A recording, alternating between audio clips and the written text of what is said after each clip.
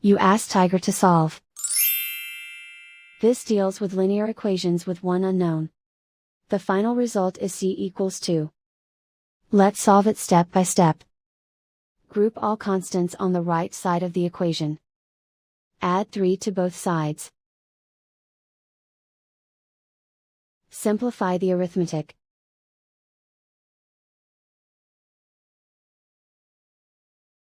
Isolate the c. Divide both sides by 5. Simplify the fraction. Find the greatest common factor of the numerator and denominator. Factor out and cancel the greatest common factor. And so the final result is c equals 2.